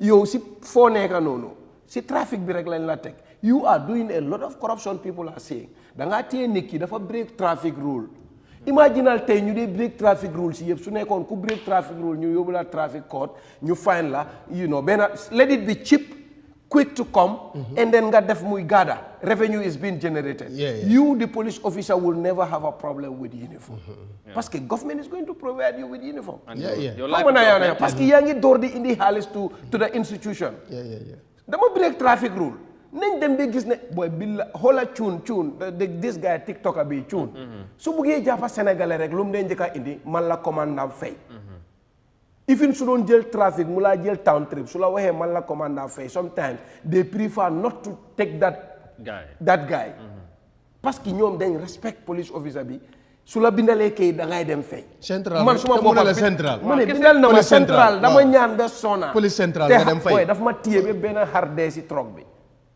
te no parking rek leen taxaw mu ne Kaolack foofu mu ne fuñ taxaw waruñ faa taxaw mu bind ak kay ñu nekk fa di ñaan foog ne Gambian police officer lañ jàkkaarloo bro mu ne da ngaa waste sa time dañ ko toog ba xar dafa dee si biir moto bi and we end up paying so we pay and lose one ship man tamit dama so police officer yi nañ ñu bindal ana ron long park mu ngi amoon signboard mënuloo xam sax parce que truck driver bi moo ko def mooy sooy dugga si rek soo rombee seen garage bu ees bi rek seen fu defar toogee kaay dafa xat soo ñu taxaw bu gaata la rek because am na lum du driver bi doon def rek dafa wàcca xaw ma sax dafa wàcca waaye taxaw na because ñun man si gannaaw yow réalise nga ne dafa mistake dafa mistake comme soo taawee mu ne la ne foo taawoo loo taxaw di GTS boss loolu mooy xew dañuy su la ci problème la gars yi fu ñu war a tëm ñu ne la central why would you be giving me doo fay si waaw ñoom de ne complain na gendarmerie de am récite ñoo fi téye driver pare ñi yàkkamti nga ñëw customer yi wàcca nii di ñëw di ñaan police bi lay baal waaw ñun tam si maagal gi dem nañu ko dama dog risi non gendarmerie dama dog risi daf laa wax ne demal toog ci oto bi man bul wax ak man aw ma ya affaire chauffeur bi la am ak affaire demal toog ay internet ñaan nii non dañuy réguler loolu dañ ko non bro non dañ dee ñaan sax non exact dañ dee ñaan de loolu la waaye duñ la may sax yow affaire yi wute bari wute non dañ dee waxuma duñ collecte xaalis non ute yi bari wute waaw waxuma duñ travel na am nga lu ma la man dama ko expérience laas dem naa Touba gis naa situation bi nu moo demee gars yi dem dañ leen di open call comme suñ gars yi de waaw non open call dafa am open call nga samp suñ booy bi mu ne ko luy samp mu ne ko yow demal fële non samp bi loolu mooy comme lu gars yi di def rek yow yaa ngi gis police officer bi dafa ñëw fii la def checkpoint non système boo gis is not perfect it's not perfect you know ba tanewante am na non loolu tanewante am na but ñun lu ñu benn système bi nga xamante ne kabirin ni ko gars yi di wax kabirin cup for sign the same system loolu moo war a change absolutely yow benn mbir mi xamante ne booy paakal ni man daal that's my problem Amadou lu tax man su government loolu bi kañ always balaa ñëw react let's come back to the main issue nit yi ñoo jox place bi ñoo daja def coming back to the issue as far as maroon divide okay coming back to the issue at hand mooy affaire yi arrest bi ak ndaw yi non bàyyi rek solution bi mooy bàyyi Amadou because lii solution bi it's not arrest and take in court something like that si xale yi du solution bi xam nga gis nga booy buñ demoon lu ñu doon yóbbu lu ñu doon dem si Poora askan bi leen demaloon fa man amu leen ko madame xool leen ndax yéen si loolu ngeen a em si yéen moo leen dem leen ñi delloo ngeen say kayit dem leen ñi parce que yéen daf ngeen lii te amu leen kayit dem leen ngeen ñibbi non why xam naa ne loi du doxee you even say that gis nga tey soo cegee the resources spent by both Gala thank you and the police could have been avoided. The confrontation, the congestion that we are going to have, fuel bu ñoo laka the transport guy in different stations. Parce que logic la bëgg explain na. They were never going to throw stones. No. These individuals I've seen, xam naa ñu ci bari. Very responsible individuals. Absolutely. These are people that Gambia are looking up to. Comme tey young people in the Gambia are looking up to. Ñi ñëpp tey, they could be people that will be probably handling top government officials positions in the future. ñii ñëpp koo si gis tey mu ngi am kayit yu mu teg. These are not the people that are doing gang war. wala ñoo nekk boo yoo xam ne ñooy dem si club si di saaca. or di toj moto jàmbur yi or whatever. These are not those individuals. So man li ma gëmoon mooy. the fact ne ñoom they want to speak on behalf of everybody including the police. including them. xam nga lu ma mean. it would have been just easy by granting them permit. gis nga man bëggaatuma ay. waaye ñu ne apply yuñ permit ñoom tamit because they happen on Thursday or Wednesday ñu ne Friday they are going out because this was a more or less a public thing xam nga argument boobu la police. waaw xam nga lu ma miin. boy ñoom they were not off pour protest. da nga ma ne boy sax the young people sometimes. waaw dañu waroon a dem foofu noonu. pour joxe petition petition bi niidutoon procession bu bari kon. waaw loolu the executive of Gala could have get us the points. ñoom executive buñ jox boppalen. First gathering bi I was there the first incident.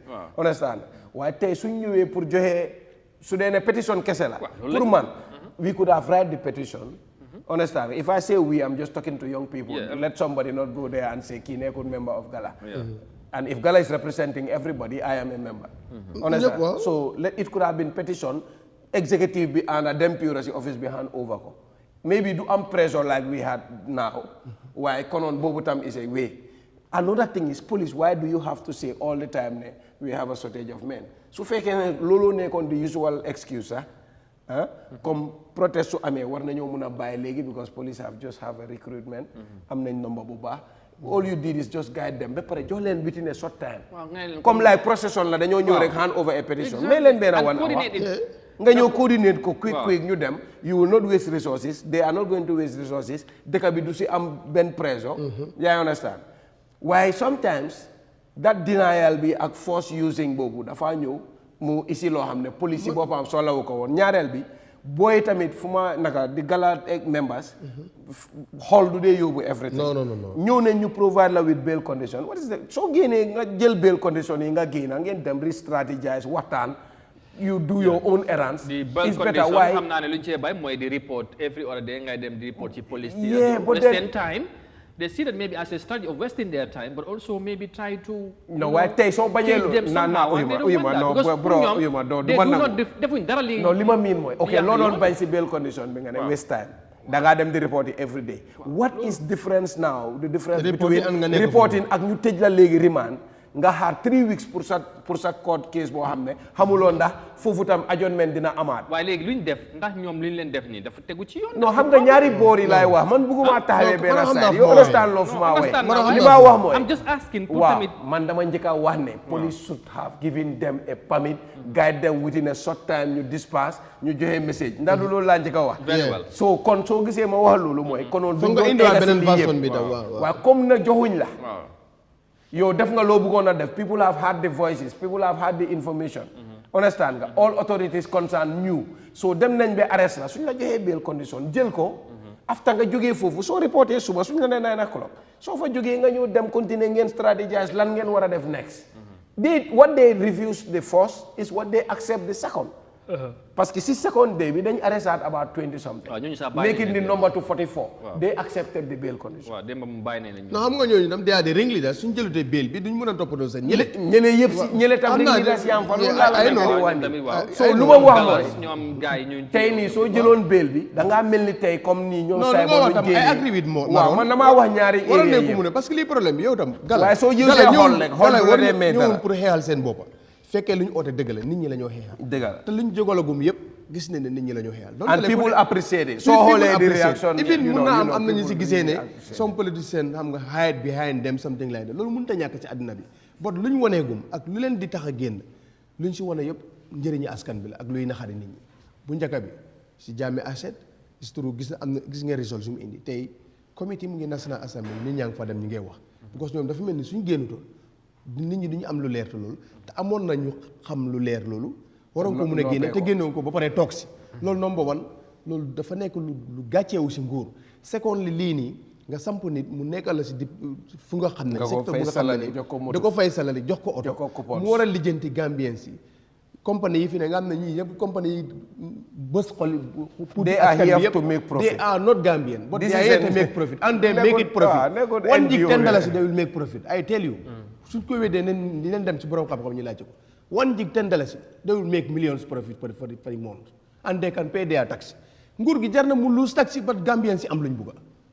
Of course, because xaalis bu ñu wax corruption moo ko yóbbu xaalis si nit ñi la balaa moo dem si corruption some individual lekku na ko nit ñi benefit ñu wàññi leen. parce que man su ma la indilee analogy of tey ñun suñu earning capacity and the level of expenses buñ dee jël. dafa mel ni Gambian bi am every day daf dee wàññeeku based on the commodity price hike li nga dee jëndat démba tey soo ko bëggee jënda price bi dafa dem si kaw. sa salary bi mu ngi maintain taxaw comme garab. yaa ngi understand so yow li nga doon use xaalis bi pour dem spend ko loolu moo nekk di yokk kon in essence mu ngi mel ni sa salary dafa nekk di wàcc. dafa wàcc xaw ma ne yaa understand lu ma mi tey su demee ba data kese ñu ne wàññi nañ ko 50% or more than 50% laa la wax de. with that reduction yow soo bëggee jënda 12 gig mu war laa cost léegi $600 yi in every 2 weeks dafa mel ni si moon bi 1200 nga nekk di jox sa compagnie bi pour data kese. how many millions of kenn ku nekk su fekkee dafa use let's say 12 gig bi nga day use 2 weeks yu nekk 12 gig another 2 weeks 12 gig that is $600 a month mooy wàññi nañ ko. te su nekkutoon loolu dafa nekk 2200 plus. loolu la doon nekk waaw. that is the normal price before. yes pour loolu pour a month. how much is it gonna cost then pour yow pour nga sustain sa bopp on social media. so loolu la nga xam lu nekk di happen. yaa ngi te loolu dafa different from your calls dafa different from your cash power dafa different from sa water bills dafa different from sa dépasse sa loñ ci xale yi sa school fees so in reality corruption bii nii ma ne la si deret yi la nekk soo gisee ma wala ko I don't why de. parce que nit ñi kenn toogul si salaire kese pour dundal famille am. képp ku toog ci salary bi kese pour dundal sa famille dañoo staff. na métti de. they will not feed. bro tegal léegi for example nañ jël dépasse nga ne tey su doon dépasse bu yomba nga am maybe $200 a day. rek weer bi. that is $6,000 ñaata nit ñooy receive salary $6,000. ok nañ wax ne sa salary bi $10,000 la. dépasse bi nekkoon $200 di let's say. $200 su dee dépasse yi kër la kon jënduloo maalo. parce que soo jëndee maalo xaalis dafa jeex. so saako maalo bi dafa nekk $2,000 plus. imagine nga jënd saako maalo. non defal 2000 jar rice mi. non ok waa léegi $2,000 rice. bu jar léegi nga jël $6,000 yi su dee dépassé 200 nga am.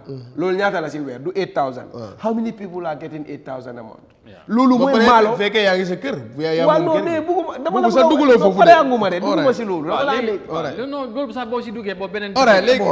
crazy man so corruption bii nii moo tax kon dafa mel ni ko di système bi moo noot nit ki ba moom dafa corrupt pour mu dunda. what is the solution. yokka salaire si ba pare jàngal nit ñi patriotisme. so kan moo war a réew ak sacrifice loolu dafa war a bokk si school système bi. ok loolu mun ngaa wane nguur. but they don't do it. jubluwuñ si xamul lijjantiwuñ sax loolu.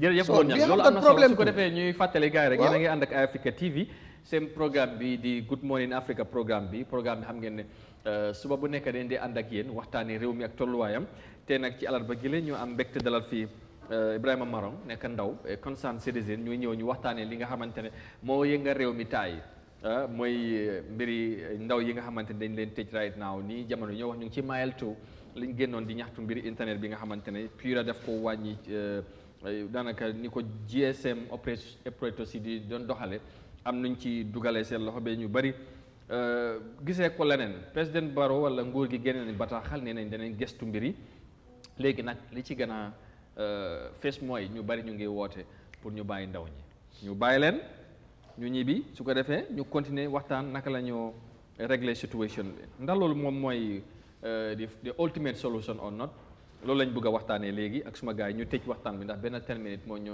10 minutes rek moo ñu dese pour ñu yëkkati jotaay bi incha allah ñu ngi gërëm gars yëpp ñoom Oncle Sall ñoom seeni si comments yi very interesting saay nag mu ne fii hashtag ñang to cover 2026 election in Banjul waaw mu ne mu cover for election. waaw dafa war a dem moom mu war a dem cover 2026 waaw kuy loo sa waaw président fay déedéet am na mbayeen laa gis mu bindaloo fii de mu ne loolu directeur général moo ne design loolu directeur programme loolu campagne la Moussa Ndaw thank you very much ci comment si and of course di appreciate ñoom ñëpp daal di seen comments yi very interesting. ñoom Malang Sané from Senegal, thank you very much. ñu ngi ko nuyu Fatou Fiko good to know you are with us today as well. So mu ne tay nga mu ngi si studies bi moo tax xëy na du dee follow as usual. waaye ñu ngi ko nuyu baax and thank you very much. Yeah, so finally pour jeexal waxtaan bi fu yëf yi toll mooy. ok arrest bi ni ñu jàppoon Monday bi bàyyi nañ leen démba am na ñu gisee loolu it's a sign of ease tension bi and wax naa ko Gambien si ñu bëri am na ñu bëri ñu def reaction di binda di wax ne government bi dañu war a bàyyi xale yi National Human Rights Commission ak ñeneen. lu ci topp National Youth Parliament. National Youth Parliament exactly ñoom tamit di same time. waaw ñoom tamit di same thing beneen statement di wax ne nañ bàyyi xale yi so eventually gannaaw président bi bu mu waxee ne dégg nañ concerns Gambian si and they are equally interest askan bi moom moo teg nguur gi fii te président bi ci loolu la mos a dox ndafoo nga ne balaa on the 4th or 50 bu ñu wax ne ñii dañ continuer nekk ci kaso bi mun nañoo fexe ba bàyyi leen waxtaan am ñu jéem a seet comme président bi gis nañ lii concern yi ñoo ñaxtu sax foog ñoom si boppam ñu taxaw pour review mbir moom. pour mun a is man gom-gom bu ma si am rek mooy comme lu ma la wax rek man gom-gom bu ma am mooy already there is a headway waaye tey comme lu ma la wax tamit initially mooy. mënoon nañoo jël bail daf doon gën a yomba. with this set up committee. su fekkoon ñëpp ñu ngi outside léegi waxtaan dafa commencé di gën a ne. and then it will be easier tey fekkoon yaa ngi bail condition ñu ne noonu nañ free case bi nañ ko ignore. mooy gën a yomba dan already dem nañ court ba gaa ngi leen remand after xam nga ñu ngi leen jox date pour ñu return back to court ak all that but then the reality mooy Gambian si. Based on the reaction you will see, everybody is saying nañ leen bàyyi. Because what they are saying is coming from us. Okay. They have a louder voice. Yeah. And then that is why they were there. And speaking for everybody. They were speaking for everybody. Yeah, because tey suba déglu naa sax di deputy campaign manager bu MPP Ablaye Thiam di wax ne moom seen boppa kontaanuñu internet bi dafa seer ci dëkk bi nu mu seeree moom si boppam is affected. Everybody is affected. Donte ne xëy na ndaw yi ñoo doxee nangu. But loolu is everybody. So ñu ngi dafa am ñu ko am free si dëkk bi. su mooy si office. ñëpp yëg nañ ko. Government daf dee joxe yëg everybody. non am na ñu am ko free.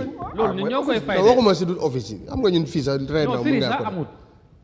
No mean de ku ne am na ñu ko government. But then everybody is paying either they are paying directly or they are being paid for. No loolu la exactly they are being paid for suñu xaalis la. Some people am na ñu dee pile de am na ñu yoo defal loolu. jox leen communication whatever. paying for waaw am na ñu yoo fayal.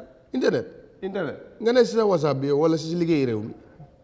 non xam nga tey suñu la joxee data boo xam ne office baa koo fay. waaw foog nga use ngay windaal moom suma waa ji su dee prepaid nga am nag. léegi maa ngi jot loolu am nañu. ñu ngi jot xibaar nii si suñu naataango waaye xam naa ne daal. xibaar information bi suñu naataango Kër Fatou ñu ngi ko publish léegi.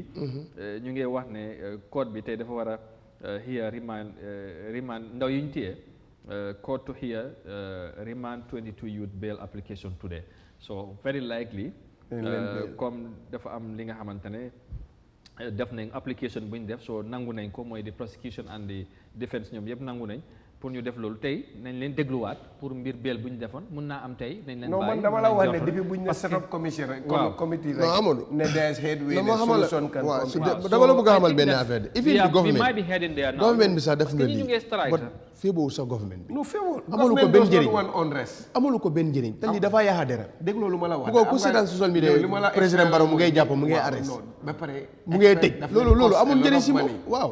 police bi nga génne gas yi nga use. si lekka yi nag you know dafa expensive. mais bi sax gars yi duñ ko lekka ñëw. waaye lu gënoon a yomba mooy nga génne rek nga guide leen benn set of people ñu ñëw guide leen 2 hours gars yi ñibbi. amul njëriñ sax government bi. su boobaa dafa yaatu ñoom tam ñu dem toog xaar. waaye itam nag Maroon ñu waxante dëgg nag at least ñu ñëpp xam ne ne luñ nekk di defal askan bi leen ko defal. te youth si fa nekk yoo xam nga leen soo ma ñu duut ay bandi ñoo fa nekk. non xale yi am fiicoo leen ñoo xam ne mun na nekk ëllëg comme noo ko waxee. many of them are intellectual. of course waaye please nen de toog fuloo di loo nen de ànd ak luwaat buñ tooñ. xol daf xam nga ndaw nag. xol yorewul dara ma wax la benn affaire bi nga soo fi fayatee xol fayatee fi lu nekk ba jot li nga jot billaay dañ ko rëcc soo ko jotee. you see the example. just suñ nebo fii nii rek they are facing lot of problem ñu ngi mel ni ñu ne si fuur te gis ne nuñ faytee ba jot seen dëkk bi ba lu ko dem naaw foo tourné people are budil ndey. te fight bi sax nekkul ku fight rek sax daf amul njëriñ soo neen toppa di law of the country si nuñ ko war a defee su nekkee nag ñuy amee law bi ñoo leen ko bañ a jox bugguma nit wax ne tey buñ tuutal any of the laws. yes dëgg la loo yu bon am na. nañ seet naka lañ koo repealer ba nga xam ne. government bi tam dinañ am loo suba that is for the lawmakers. li xam ne ñoom right now gisuma ko mën a break right now nii ak loo mun taw bii moo baax su fekkee ne loo bi baaxut. waaw ñu fexe bi niñ ko solfee because NHCR loolu lañ nekk di war nañ fexe ñu. exactement ñoom seen booba mun nañoo def that activism tamit. and secondly boobu moom. secondly mooy ne Amadou. nobody can stop Gala now wax naa leen ku mën a leen. liir bi dafa juddu nguur gee ko ngénte ñaam boobu ko de daf ko ngénte because force permit bi su fekkoon ne sax dañ leen joxoon gars yi bu ñu laajtee ñu leen joxoon du agsi fii te man dama foogoon ne di government dinañ use stratégie yi nga xam ne du nekk government direct parce que some of their nit ñoo xam ne nii xam ne stratégie mun loo dispasse mun loo tas Gala just arrest and living loolu yaa ngi leen a gën a jox popula yaa leen a gën a méeg ñuy living so pour right now juddu na the government of Adama Barrow mënut a off ñii and arrest and detain is not the solution loolu jeex na mënatu leen a fay these people non kenn duñ leen offaat pour fay leen mu nekk ndem si yàlla non mënatul nekk government bi mënatuñ ko. they just an organisation boo xam ne. already is waaye su fekkee ne nag da nga leen bëgg a xoolee bëti dem leen arresté di moo di yaa ngi arrest di moo yaa ngi leen a tëj di moo yaa ngi leen a méeg ñi ngay gën a am doole. so but eventually mun nañoo feel ne bu fekkee ne te hearing bi am na very likely bu fekkee ne grand nañ leen. man loolu laa gëm nañ leen bàyyi and foog naa ne xëy na loolu mooy objectif bu fekkee ne am koy béel itam si loi yi la bokk. waaw loolu laa lu ma gëm yow balaa ngaa mën a lijjanti yow nga ne fa. moo tax te na ma ne some of ñu fa nekk angatee pour walla rek ne boo man lu ma gëm mooy xarti indiwul solution. non so tey foog ngay use sa mind foog ngay déglu ñoo xam ne ñoo la gën a borom xel moo mun a xee understand nga borom xel léeg-léeg nga am maybe ku la advice koo xam ne moom ak yooyu yëpp yu are temperamental so si advice bu mu laa jox si advice yi mer la ko nekk di joxe o advice yi nañ si pare benn bakkan lañ am nañ ko saam dee ko benn yoon waaye tey léeg-léeg da ngaa xool di other repercussions yu mun a indi ak tey you cannot fight things when you are in the inside. No. tey suñ la tegee benn place yow nga waroon a nekk. non yow minus yow bokkaatuloo. tey nii su fekkoon ne ñoom say boobu bu ñu leen téyee nii dañ leen yokkaat si nomba bi muy 44 léegi ñëpp ñu téye leen ñu utali 2 weeks again wala ñu yóbbu leen di next day to court remand them ñoom tamit daaxee beneen September 7 wala September 8.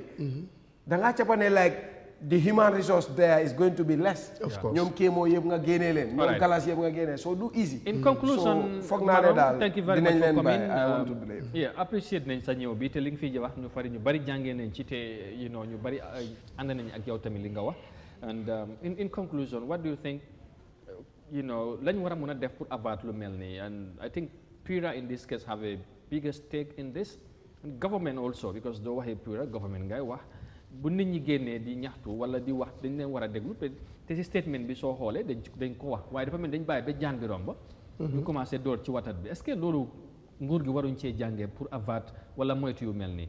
waaw xam nga man lu ma góob mooy comme PURA nu moo opératé nii because PURA dafa génn sax mu wan ñu ne data bi mu ngi doon cost lii léegi wàññi nañ ko ba lii mu ngi doon cost lii so ñoom understand nañ luy happen nañ ko defee in a way boo xam ne dafa correspond with Gambians level of earnings. Exactly. parce que suñ dunda moo métti suñ level of salary dafa low so ak lu munti demee even su government di bargain for any contracts or whatever ñoo operate ak nañ dee sóoraale di maas xëy na tey ñun ñu ngi fii ñu ngi liggéey waaja am na xëy na tuuti waaye am na keneen koo xam ne moom dafa def farming su demee ba collect goods si mu jaay moom si loolu la moo dundee su famine bi baaxutee season boobu like last year gis nga gerte baaxut kooku dafa am pour suffer again for a long time pour mu mun a te ñeneen ñi sax si biir nawet bi nii some people exploit them by coming over ne la léegi dama laa jox garaan léegi soo demee ba nga teret nga jox ma saako gerte wala nga jox ma nangam wala nga jox ma 1003 wala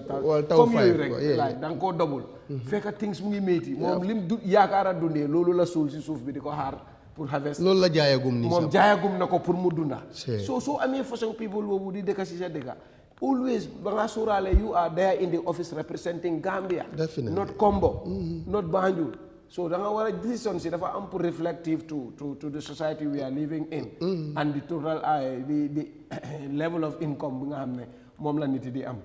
So when pour government lu mo wara def pour avert, I'm not sure whether you were referring to just the issue of Pura versus the Gala, or whether generally put. Yeah, whatever. I think. So general, you know, Gambia government should be monitoring the people that he assigned roles to do. Definitely. Man lul moy suma cry. Xam nga ton of sugar ñaata la. Xam nga ñaata nga len fay tax parce que suñ ko andi dinañ la won cost price. Xam nga lo len tax. Xam nga bag bi unit cost ñaata la wara mëna nekka. Bro da nga ñëw fi nga jënd saako sukur li nga dem fele ñu jaay la ko lele. Nga ñëw fi ki jaay la cement li kele jaay la ko lele. What is stopping them from those institutions responsible? Then you said the majority of the major goods that Gambians will need. Tay nga ne ñu ne li ak li la taxaw ken bu ko rombale li ku ko rombale li call len number bi. Control.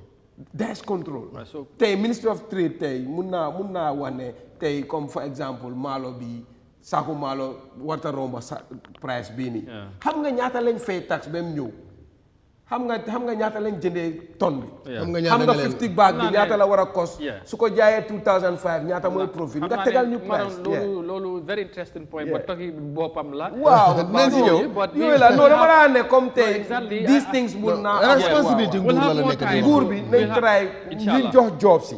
comme Pura tey for example they can do that. like any other institution. Thank you very much. xam naa ne we'll have you back inshallah. And yeah. Thank you for the great analysis and definitely you are on top of things and foog naa ñu bari appreciate nañ sa ñëw bi and the interventions you make has been very great. Mon ñang finally ba ëllëg inshallah jaajëfal la bu baax a baax. waaw jërëjëf yow tam jaajëfal Maron ak ñi toppoon programme bi yëpp di xam ne képp kuñ fi teg si place askan bi moo tax ñu teg la fa. Please nekkal leen fa askan bi te bañ fa nekkal seen boppa Adama Barrow tegul leen si place pour yéen ngeen nekkal ko fa waaye askan bi loo tax munta ne fu ne waaye mun naa am ko neexal fu ne waaye ngeen la ñooñu nañ fa nekkal askan bi.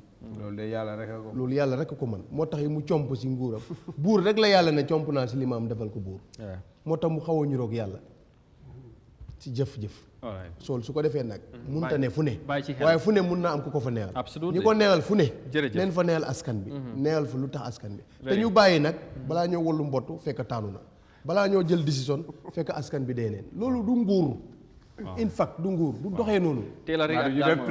yes loolu mooy doxalin ñu war a proactive of course waaye ñun balaa ñoo samp comité askan bi dee nañ balaa ñoo samp commission liñ sampati nii sax review la my friend it's committee te balaa ñu koo def fekk bopp yi toj ne loolu doxalin bu correct doxalin bi trop please jërëjëf Niang thank you very much di jaajëfalaat honorable Ibrahima Maron exactly the street parliamentarian. Thank you very much Maram for coming, appreciate nañ ko baax jërëjëf Niang ci jàngat bi ni ñu àndee ci jotaay bi as always every morning ci biir week bi we are here and rendezvous bi tomorrow inshallah we'll be back for the Thursday edition. Thank you so very much for your comments and contributions wherever you have been following us bi ñu ngi leen di gërëm bu baax di leen sant di leen jox rendezvous bi suba inshallah dinañ dellusiwaat jërë ngeen jëfati ñu ànd ak jàmm ba suba ak jàmm bye bye